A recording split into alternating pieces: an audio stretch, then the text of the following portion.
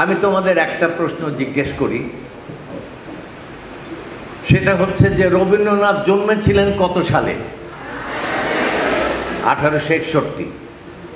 তিনি কি বেঁচে আছেন না মারা গেছেন? কত সালে মারা গেছেন?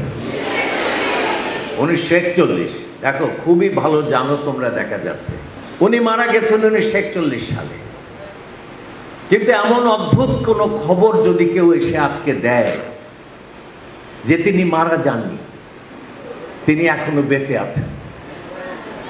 বেঁচে আছেন না শুধু, তিনি ঢাকা শহরে আসছেন। না, শুধু ঢাকা শহর না, তিনি রাজুক কলেজে আসবেন। কারণ তোমাদের না দেখে তার নাকি ঘুম হচ্ছে না বহুদিন থেকে। তোমাদের দেখার জন্য তিনি অস্থির আকুল হয়ে আছে। হঠাৎ শোনা গেল যে তিনি এসে গেছেন, গাড়ি থেকে নামছেন। সেই সময় কি তোমরা এখানে বসে বসে আমার বক্তৃতা শুনতে? কি করতে? হইচই করে, ছুটাছুটি করে, দৌড়াদৌড়ি করে সব গেটের কাছে চলে যেতে না? তোমরা সব চলে যেতে। এমন সময় যদি তোমরা শুনতে যে না, শুধু রবীন্দ্রনাথ নয়, নজরুলও সঙ্গে আছে, কি উত্তেজনাটা কি আর একটু বাড়তো না কমতো? বাড়তো। হঠাৎ শুনলে না, শুধু রবীন্দ্র নজরুল নয়, 1 মাইল দূরে শেক্সপিয়ারকেও দেখা গেছে। এবং এক সময় শুনলে শুধু শেক্সপিয়ার নয়, Einstein, Plato, Aristotle, Omar Khayyam, গেটে, দান্তে, পৃথিবীর শ্রেষ্ঠ শ্রেষ্ঠ মানুষেরা সবাই তোমাদের রাজু কলেজের সামনে এসে হাজির হয়েছে। কি হতে তোমরা? লেজ তুলে ওদিকে দৌড়াতে, হই চই হট্টগোল, অটোগ্রাফ দিন, ফটোগ্রাফ দিন, সেলফি তুলতে দিন। কেমন একটা উৎসব, একটা তাণ্ডব হয়ে যেত আজকে তোমাদের স্কুলে। কিন্তু আমি যদি তোমাদেরকে বলি যে তারা সত্যি সত্যি তোমাদের স্কুলে এসেছে, অনেক দিন ধরে আছেন,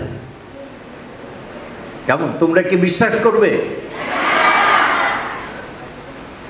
এবং তোমরা তাদের দিকে ছুটে যাবে, এই জন্য তারা অধীরভাবে অপেক্ষা করছেন। তোমরা কি বিশ্বাস করবে? তারা কোথায় আছেন বলো? কোনখানে?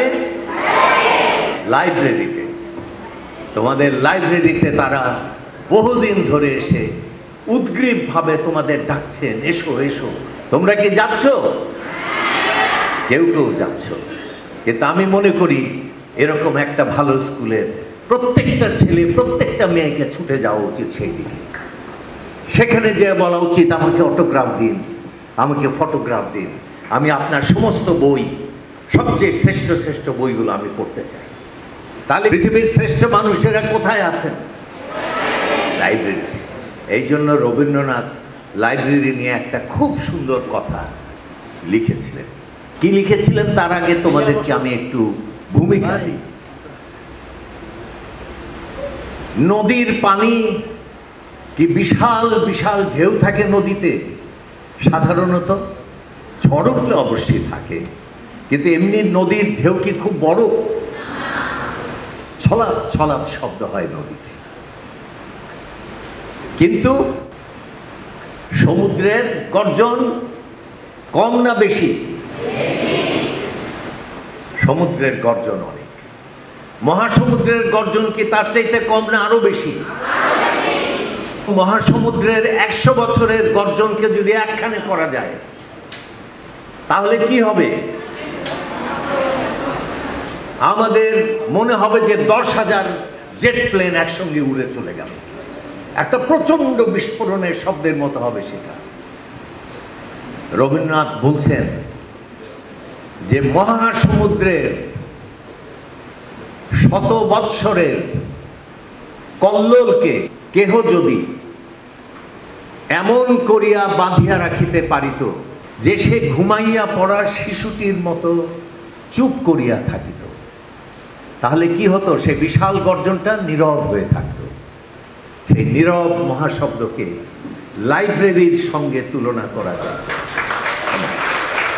তাহলে বোঝো, তোমাদের এখানে পৃথিবীর শ্রেষ্ঠ মানুষেরা সবাই আছেন এবং সবার আত্মার যে আগুন, যে শিখা, যে শব্দ, সব ওইখানে আছে। তোমরা যাও, লাইব্রেরির মধ্যে ঝাঁপিয়ে পড়ো, দেখবে সেই আলোতে তুমিও আলোকিত হয়ে তুমি একজন মহৎ মানুষে পরিণত হয়েছে। তো সেই জন্য আমরা মানুষকে লাইব্রেরির কাছে ডাকি। আর একটা ছোট্ট গল্প বলি। আমি আমাদের বিশ্ব সাহিত্য কেন্দ্রে একটা ক্লাস করতাম। সেই ক্লাসে 300, 400, 500 ছাত্র থাকতো। তারা বই পড়তো, অনেকগুলো বই পড়তো, তোমরা যেরকম পড়ো। তারপরে পরীক্ষা হতো। পরীক্ষা যারা ভালো করতো তাদেরকে আমরা অনেক পুরস্কার দিতাম। কারণ যে বই পড়ে সে শুধু বই পড়ে না, কিন্তু দেখে তার মনটা খুলে যায়। তার সারা দিকে অসংখ্য জানালা একটা একটা করে খুলে যেতে থাকে। সে পৃথিবীর সব কিছুকে বুঝতে পারে, সব কিছুকে দেখতে পারে, ভালোবাসতে পারে। সে গান ভালোবাসে, সে চিত্রকলা ভালোবাসে, সে ভাস্কর্য ভালোবাসে, সে সঙ্গীত ভালোবাসে, সে দর্শন ভালোবাসে, বিজ্ঞান ভালোবাসে, মানুষকে ভালোবাসে, জ্যোৎস্নাকে ভালোবাসে, নদীকে ভালোবাসে, নীল আকাশকে ভালোবাসে, সমস্ত জীবনকে সে ভালোবাসে। তো যে সব কিছুকে ভালোবাসতে পারে সেই তো আলোকিত। তো সুতরাং এসো, আমরা সবাই বই পড়ি। কারণ বই পড়লে সমস্ত জীবনকে, মানুষকে, পৃথিবীকে, সব কিছুকে আমরা ভালোবাসতে শিখব। তো তোমরা কি ভালোবাসতে চাও? যদি ভালোবাসতে চাই তাহলে বইয়ের কাছে এসো। কারণ এইখানে তোমার বিকাশ, এইখানে তোমার স্বপ্নের সম্পূর্ণতা, এইখানে তোমার আলোক স্নাত মুক্তি। সেই মুক্তির কাছে এসো। ধন্যবাদ।